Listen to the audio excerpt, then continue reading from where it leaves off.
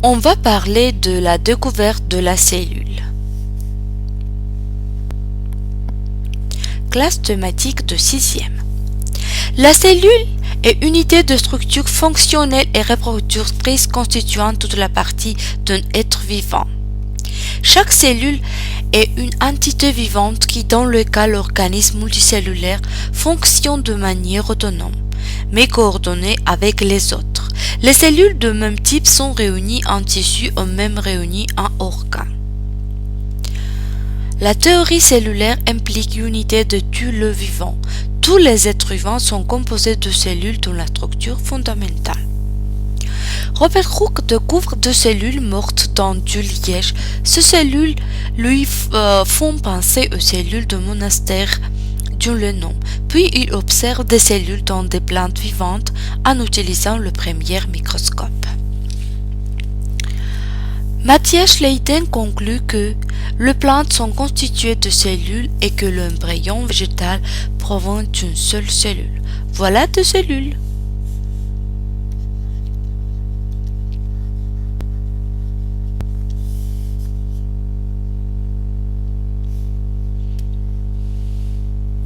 Théodore Schwann découvre que les plantes et les animaux sont tous faits de cellules, concluant que la cellule est une unité commune de structure et de développement, ce qui fonda la théorie cellulaire.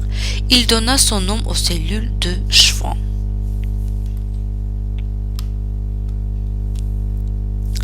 Rudolf Virchow affirma que les cellules naissent du résultat de la division cellulaire. Maintenant, on va voir la théorie cellulaire. Première. La cellule est unité constitutive de l'organisme vivant. Elle en est aussi l'unité fonctionnelle. Deuxième. L'organisme dépend de l'activité des cellules isolées ou groupées en tissu pour assurer les différentes fonctions. Troisième. Les activités biochimiques des cellules sont coordonnées et déterminées par certaines structures présentes à l'intérieur des cellules. Et quatrième, la multiplication des cellules permet de maintien des organismes et leur multiplication. Parlons maintenant du microscope. Pour découvrir de la cellule, il nous faut un microscope optique. C'est quoi un microscope? Le microscope optique est un instrument d'optique muni d'objectifs et d'oculaires qui permet de grossir d'images et d'objets de petites dimensions. Préparation des lames. Couper un noyau en 4 et prélever un des fragments d'écueil avec une pince à épiler. Chaque écueil est limité sur chacune de ses faces par un épiderme. Soulever avec la pince épiderme interne et c'est-à-dire la mince pellicule qui tapisse intérieurement l'écaille.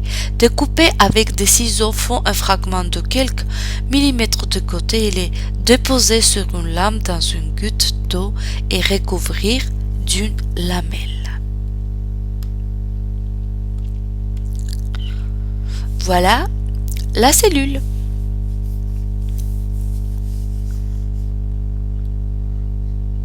La cellule entourée par le membrane ou on s'appelle aussi enveloppe.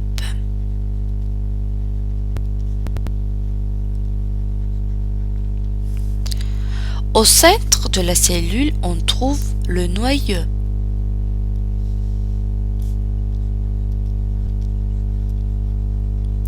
Noyau supporte les informations génétiques héréditaires.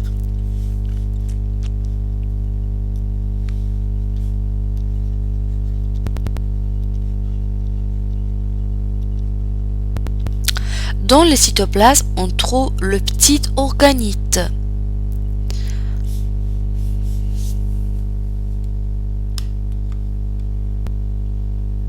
Voilà mes élèves, c'est tout et bonne chance.